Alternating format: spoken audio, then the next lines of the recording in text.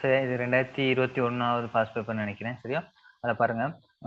45, 46 ஒரு கேள்வி, ஒரு எஸ்டிமேட் பத்தி ஒரு கேள்வி ஒன்று இருக்குன்னு நினைக்கிறேன்.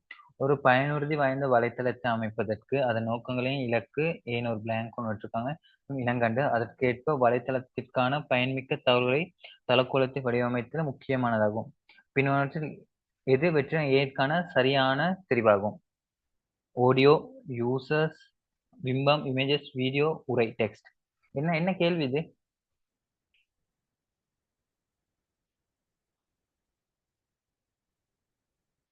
என்னத்தை என்னங்க ஒரு பயனுறுதி வாய்ந்த வலைத்தளத்தை அமைப்பதற்கு, ஒரு வெப்சைட் ஒன்று நம்ம டெவலப் பண்றதுக்கு, சரியா, அமைப்பதற்கு என்ன செய்யணும்? நம்ம அதன் நோக்கங்களையும், சரியா, நோக்கங்களையும் இலக்கு கமா என்னத்தை என்னத்தை என்ன கண்டாகணும்? வேற என்னத்தை என்ன காணணும்? ஆடியோவையா? ஆடியோ வருமா? அடே, உங்களுக்கு நீங்க ஒரு பிசினஸ் ஒன்று செய்றீங்க, ஏதோ ஒன்று செய்றீங்க நீங்க. ஆஹ் என்னத்தை யாரை என்ன காணணும்? பயனர்கள். பயனர்கள் எத்தனை இனம் காணணும் பாருங்க.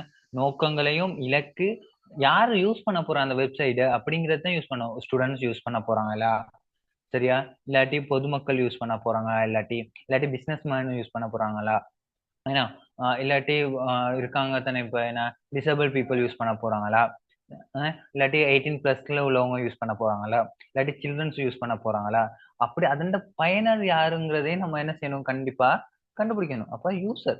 இப்ப இதெல்லாம் பாருங்க, பிம்பம் இலக்கு, பிம்பத்தை நமக்கு இமேஜஸ் நம்ம கண்டுபிடிக்கணுமா? தேவையில்ல. காணொலியை கண்டுபிடிக்கணுமா? இல்ல. உரையை கண்டுபிடிக்கணும், டெக்ஸ்ட் இல்ல. நமக்கு தேவை பயனர்கள். அடுத்து செட்ல நீங்க இது போடுங்க, சரியா, ஆன்சர்ஸ் போடுங்க செட்ல, சரியா. பின்வற்றில் எது சிஎஸ்எஸ் கூட்டுத்தொகுதி கூட்டுத்தேரி குரூப் செலக்டரை சரியா குரூப் செலக்ட் பண்றதுக்கு எது சரியானதுன்னு கேட்டிருக்காங்க. நான் அன்னைக்கு சொல்லி கொடுத்தேன். குரூப்பா செலக்ட் பண்ணி நம்ம எழுதலாம் அப்படின்னு. சிஎஸ்எஸ் எது சரி? எது? இதுல பாருங்க, குரூப்பா செலக்ட் பண்ணிருக்காங்க. இதுல ஒரே ஒரே H1 மட்டும்தான் செலக்ட் பண்ணிருக்காங்க. பப்ளிக்கா போடுங்க. ஓகே, பாப்போம். சரியா, இதுல பாருங்க, இது குரூப்பா செலக்ட் பண்ணிருக்காங்களா? இல்ல, H1 மட்டும்தான். இதுல பாருங்க, H1 H2 சரி, ஓகே. இதுலயும் H1 H2, இதுலயும் H1 H2. கமா போடணும்னு சொன்னேன். இப்ப இது வருமா? நாலாவது இன்னைக்கு பாருங்க, கோலன் தான் வச்சிருக்காங்க, அது வருமா? இல்ல, அப்ப இதுவும் வராது. அடுத்து இங்க கமா போட்டிருக்காங்க, இங்கனைக்கு பாருங்க டொட்டுன்னு வச்சிருக்காங்கன்னு நினைக்கிறேன். கொஞ்சம் வேணா ஜூம் பண்ணிக்கிறேன்.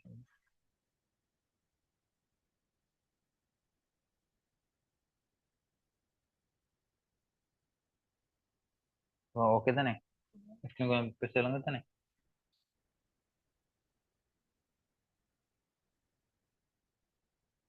ஓகேயா?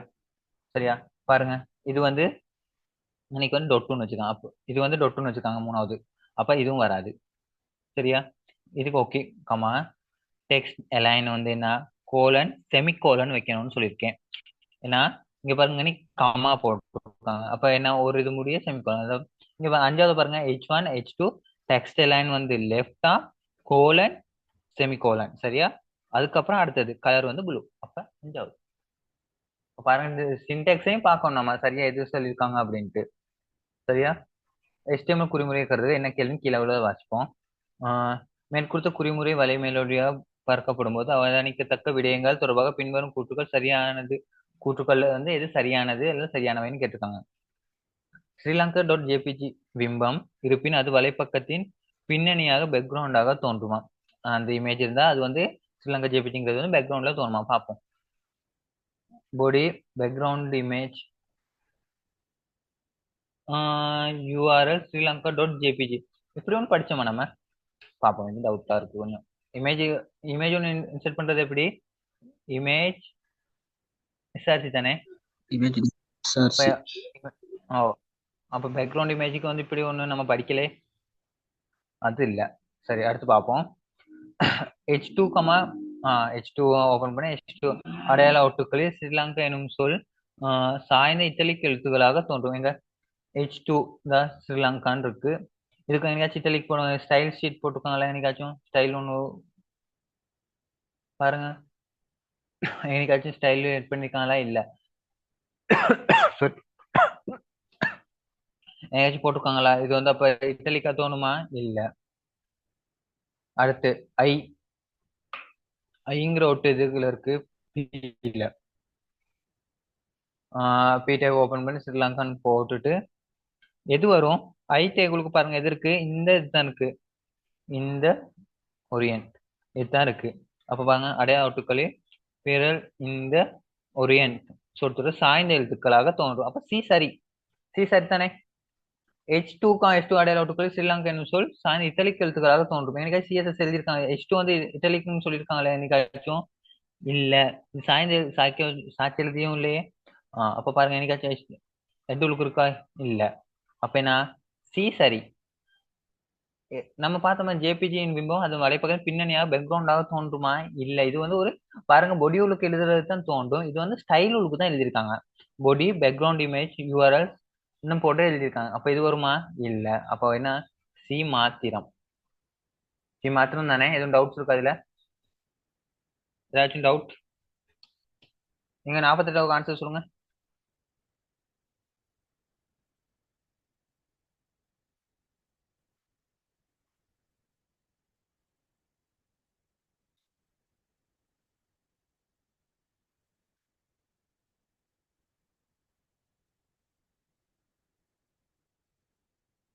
சொல்லுங்க ஆன்சர் கொடுங்க.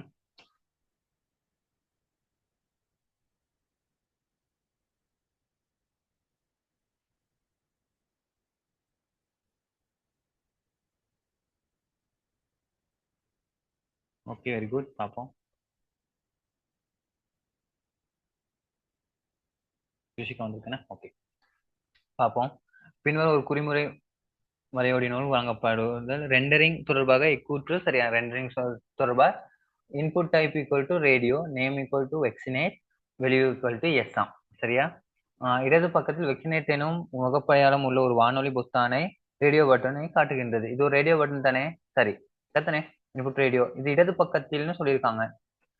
அது கொஞ்சம் டவுட்டா இருக்கு நினைக்கிறேன் இடது பக்கத்தில்னு. அதுக்கப்புறம் வலது பக்கத்தில் வெக்சினேட் எனும் ஒரு முகப்படையாளம் உள்ள ஒரு வானொலி பொத்தானை காட்டுகின்றது.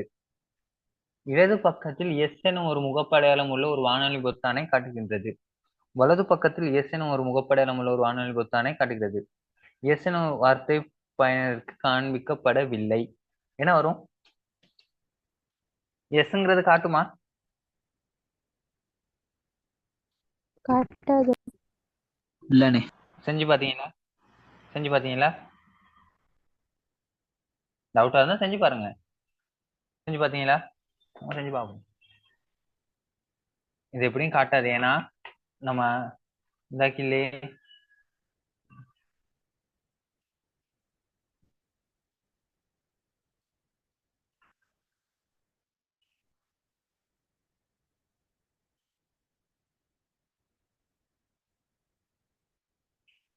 இப்போ உங்களுக்கு இதுல வந்து நீங்க செஞ்சு பாத்துக்கலாம்டா. உங்களுக்கு சிக்கல்ல எதுவும் உங்களுக்கு ப்ராக்டிக்கல் எதுவும் டவுட் இருந்தா நீங்க ப்ராக்டிக்கலாவே செஞ்சு பாத்துக்கலாம்.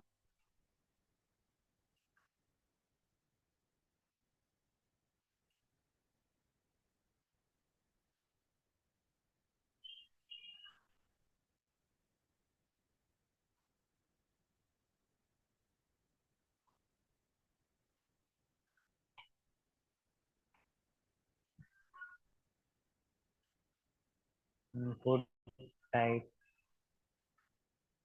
equal to video. வெளியூ என்னன்னு இருந்துச்சு?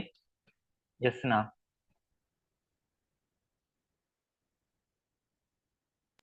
equal to radio name equal to value name equal to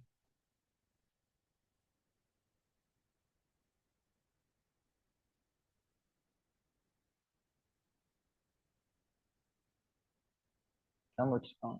பாப்போம். ஒரே ஒரு பட்டன் மட்டும் தான் பாருங்க இதாகுது தோணுது. விளங்குதா? ஓகே. அப்ப என்ன இதுக்கு அஞ்சாவது எஸ் எனும் வார்த்தை பயனருக்கு காண்பிக்கப்படவில்லை. அது காண்பிக்கப்படாது தான். சரியா? ஒரு MySQL தரவை தொடர்பு உருவாக்குவதற்கு பயன்படுத்தப்படும் பின்வரும் PHP குறிமுறையை கருதுக. Connect new MySQLi. இதுல உங்களுக்கு இருக்கு, இதுல என்னன்ட்டு இருக்கு. var1 நம்ம எப்படி கொடுப்போம்? முதலாவது user user name, password, database, அப்படியா? பின்வற்றை எது மேற்கொடுத்த மாறிகளின் சரியான வகை குறிப்பாகும். எப்படி உங்க அதுல வந்து இது வந்து என்னன்னு கேட்டிருக்காங்க, அதுக்கப்புறம் இது, இதுக்கப்புறம் இது உங்களுக்கு பார்ப்போம். அது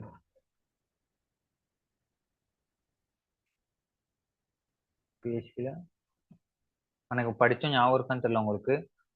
அதாவது இப்போ முதல்ல என்ன டேட்டா பேஸா கொடுப்போம், பிஹெச்பி ஃபார்மேட்ல.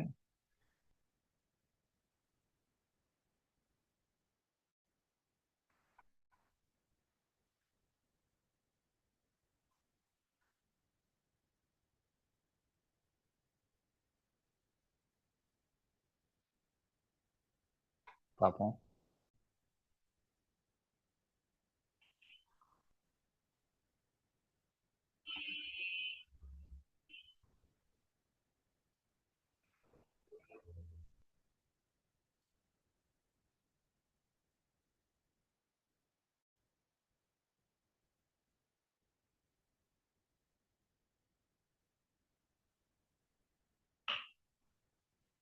நாலாவது பார்ப்போம் ஆன்சர்.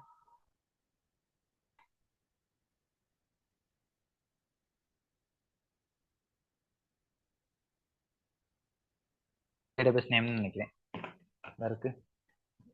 முதல் வந்து சர்வர் நேம், அதுக்கப்புறம் யூசர் நேம், பாஸ்வேர்ட், அதுக்கப்புறம் தான் server name, user name, password, அதுக்கப்புறம் டேட்டாபேஸ் நேம். ஒன்றாவது வருவாரு server name, user name, password, அதுக்கப்புறம் டேட்டாபேஸ். சரியா? பார்ப்போம். தரவுத்தளம் ஒன்று, ரெண்டாவது இது வந்து டேட்டாபேஸ். அப்போ ரெண்டாவது வந்து சேவையகம். சரி, ரெண்டாவது தரவுத்தளமா இல்லை. சேவையக பெயர் ஓகே. அதுக்கப்புறம் யூசர் பயனர் பெயர் சரி. சாரி, பயனர் பெயர் வந்து server2. server2 தானே பயனர் பெயர், ஓகே. server3 வந்து பாஸ்வேர்ட் கடவுச்சொல், server4 வந்து தரவுத்தளம். Okay, very good. நாலாவது விட இவ்வளவுதான் கேள்வி, இவ்வளவுதான் இப்போ உங்களுக்கு நல்ல ஞாபகம் வச்சிருந்தா இவ்வளவுதான் வருது. என்ன எப்படி நீங்க உங்களுக்கு கனெக்ட் பண்ணி உங்களுக்கு கோட் எழுத வருமான்னு தெரியல, பார்ப்போம். பாருங்க என்ன கனெக்ட். சரி, $சைன் போட்டது எந்த ஒரு வேரியபிள் நீங்க பைத்தன் படிச்சனாலும் நான் சொல்றேன். எந்த ஒரு பைத்தன்ல படிச்சிருப்பீங்க இதனை வேரியபிள் அசைன் பண்றது எப்படின்ட்டு. எக்ஸ் ஈக்குவல் டு 5 நம்ம கொடுக்கறத இங்க வந்து எப்படி பிஹெச்பில எப்படி கொடுப்போம், $சைன் ஒன்று போட்டு எக்ஸ் ஈக்குவல் டு 5. விளங்குதா? இவ்வளவுதான். அதே தான் இன்னைக்கு கனெக்ட்னு கொடுக்கறது வந்து ஒரு பேர். நீங்க இன்னைக்கு என்ன பேர் வேணாலும் வைக்கலாம் டாலர் வச்சு. இங்க வந்து கனெக்ட்னு கொடுத்துருக்காங்க, சிஓ என்னன்னு போட்டு வச்சிருக்காங்க. அப்ப இது வந்து டிஃபால்ட். நியூ MySQLi இதுல கொடுத்துருக்காங்க server name, user name, password, அதுக்கப்புறம் டேட்டாபேஸ் நேம். நல்லா ஞாபகம் வச்சுக்கோங்க. சரி, ஒன்னாவது சர்வர் நேம், அதுக்கப்புறம் யூசர் நேம், பாஸ்வேர்ட், அதுக்கப்புறம் டேட்டாபேஸ். கடைசி தான் டேட்டாபேஸ் ஞாபகம் வச்சுக்கிட்டீங்கன்னா சரி, ஓகே. சரியா? அப்ப பாத்தீங்கன்னா இது ஓகே. அதுக்கப்புறம் பின்வரும் பிஹெச்பி குறிமுறை நிறைவேற்றப்படும் போது வெளியீடாக அது இருக்கும். பிஹெச்பில ஒன்று சொல்றாங்க, இது ஒரு அசைன் பண்ணிருக்கேன் எஸ் கிளாஸ்ங்கிறது அரே 1. சரியா? 12A, அப்புறம் 12B, 13Aன்னு ஒரு இது ஒன்று பண்ணியிருக்காங்க. எக்கோனா என்ன பிரிண்ட் பண்ணணும். எக்கோனா நான் சொல்லியிருக்கேன், பிரிண்ட் பண்றது தான் எக்கோன்னு சொல்றது. ஐடி கிளாஸஸ் ஆர் டாட் டாலர்ல என்ன செஞ்ச கிளாஸ்ல வந்து என்ன சொல்றாங்க, ஒன்னாவது இது பாருங்க. இண்டெக்ஸ் பண்ணக்குள்ள எப்படி இண்டெக்ஸ் பண்ணுவோம், 0, 1, 2 அப்படித்தானே போவோம். அப்படித்தானே? அப்படித்தானே? அப்ப கிளாஸ் இன்னைக்கு வருவார் கிளாஸ் அரே வந்து ஒண்ணுங்கிறது வந்து இங்க 12B and கிளாஸ் 2ங்கிறது வந்து இது 13. சரியா? 13A. அவ்வளவுதான். அப்ப பிரிண்ட் பண்ண போறாங்கன்னா ID classes R 12B, 13A. அப்படி இருக்கான்னு பாருங்க. 12B and 13A. வேற ஏதாச்சும் அப்படி இருக்கா? 12B and 13A வேற எங்கேயாச்சும் இருக்கா? இல்லையே. அப்ப இது மூணாவது. இந்த ID classes R 12B and 13. உங்களுக்கு நீங்க இண்டெக்ஸ் படிச்சிருப்பீங்க. எப்ப ஜீரோ எப்பவுமே இண்டெக்ஸ் பண்ணக்குள்ள வந்து நீங்க பைத்தன்ல படிச்சிருப்பீங்க, ஏதாவது ஞாபகம் இருக்கான்னு தெரியல. இப்போ அரே ஒன்று இருந்துச்சுன்னா எக்ஸ் ஈக்குவல் டு இப்படி ஒரு அரே ஒன்று இருந்துச்சுன்னு வைங்களேன்.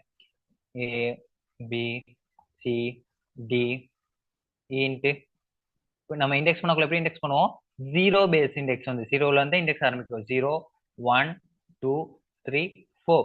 இங்கிட்ட பின்னுக்கு வந்து போக்குள்ள -1 -2 -3 -4 -5 நான் வச்சுக்கிட்டீங்கன்னா சரி. அப்ப இங்க வந்து ஜீரோ இண்டெக்ஸ் சொல்லி இன்னைக்கு இது வந்து ஜீரோ இண்டெக்ஸ் எரே ஒன்று தானே. அப்ப இது அந்த லிஸ்ட் நீங்க படிச்சிருப்பீங்க பைத்தன்ல வந்து லிஸ்ட்னு ஒரு இது தரவு வகை படிச்சிருப்பீங்க. அதே தான் இங்க எரேங்கிறது. லிஸ்ட் மாதிரி சரியா லிஸ்டும் எரையும் ஒரே மாதிரி தான். அப்ப இது வந்து 0, இது 1, இது 2. ஓகேயா? புரிஞ்சா? எதுவும் டவுட் இருந்தா மெசேஜ் ஒன்று போடுங்க. கதைங்க எதனால டவுட் இருந்தா கேளுங்க. டவுட் கிருஷிகா? ஓகேயா?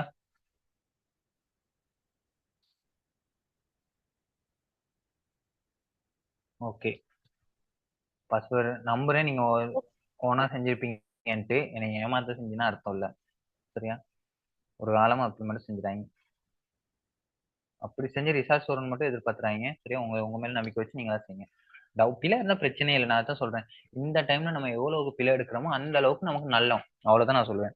பிழை எடுத்துட்டோம்னா அதை திருத்திக்கணும். நமக்கு ஒரு விஷயம் சொல்லக்குள்ள டக்குன்னு மீட்டர் ஆகும். இந்த இடத்துல தான் நான் பிழை விட்டுருக்கேன் அப்படின்ட்டு ஒரு கேள்வி பிழை செய்யக்குள்ள. அப்ப அடுத்த பையன் அந்த பிழை நல்ல ஞாபகம் இருக்கனால அடுத்த கேள்வி அதே மாதிரி ஒன்று வரக்கும் நம்ம பிழை விட மாட்டோம். அதனாலதான் சொல்றேன். பிழை விடுங்க, பிரச்சனையே இல்லை. திருத்திக் கொள்ளுங்க. சரியா?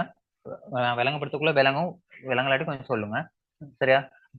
பின்வரும் குறிமுறை வழுக்கல் உள்ள பகுதிகளின் கீழ் கோடிடுக. நிறைய புறக்கணிக்குக. சரியா? இந்த இதை வந்து புறக்கணிக்க சொல்லியிருக்காங்க. நிறைய என்ன நமக்கு என்ன சொல்லியிருக்காங்க?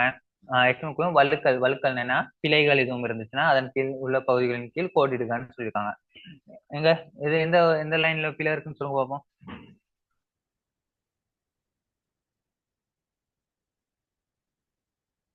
கிருஷாலினி, கிருஷிகா, நான் சொல்றேன். இங்க போடுங்க. இதுல போடுங்க, செட்ல போடுங்க.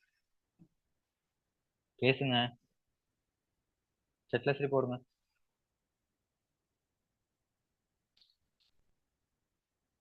கிரிஜானி, கிருஷிகா, விரோஜினி,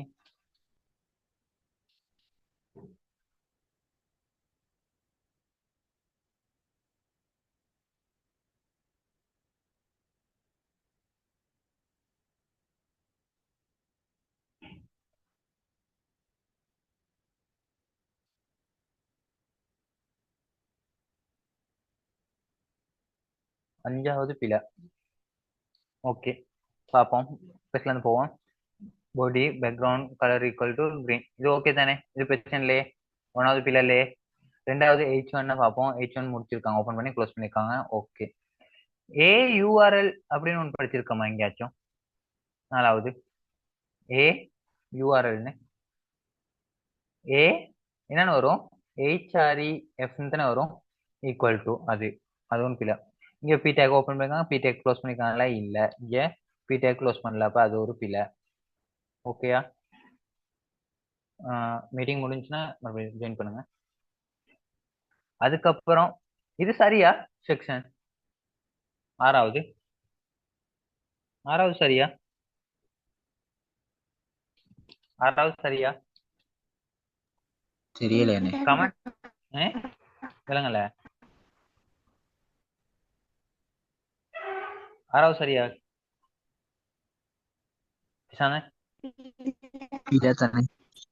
ஏன் பிள்ளை? என்ன பிள்ளை? என்ன பிள்ளை? இல்லண்ணா, என்ன பிள்ளை? அங்கன ஆச்சரியக்குறி மாதிரி ஒண்ணு வரும். இது ஒரு கமெண்ட்ஸ் தானே. கமெண்ட்ஸ் எழுதக்குள்ள என்ன எக்ஸ்பிளனேஷன் மார்க்ஸ் போட்டு 2 கோடு போட்டு தானே எழுதுவோம். என்ன 2 கோடா ஒரு கோடா? ஒரு ஆச்சரியம். 2 பக்கமும் ஒண்ணு பார்த்துருவோம்.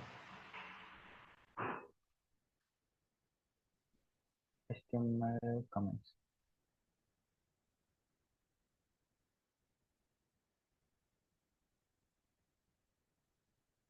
ரெண்டு கோடு அங்கிட்டு வராது. இந்த அத்தனை நான் சரியா தான் எழுதியிருக்கேன்.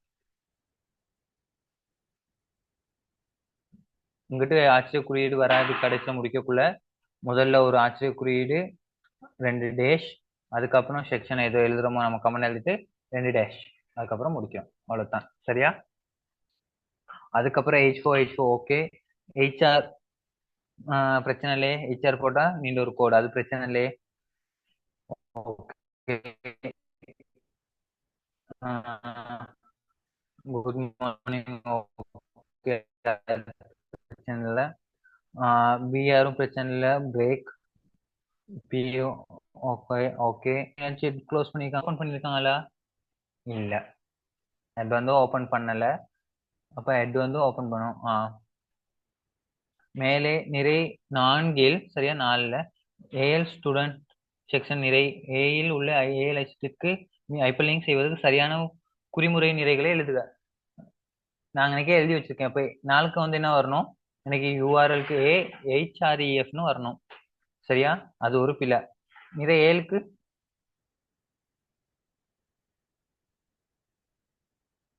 என்ன நடக்கணும்?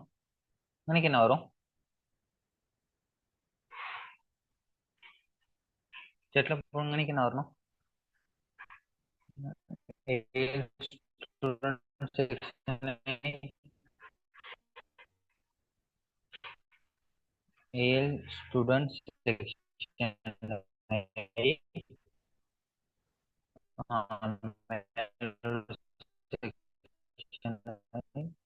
நிறை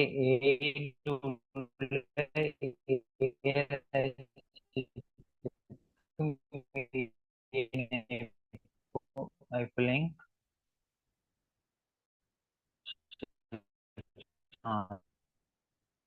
அதுதான்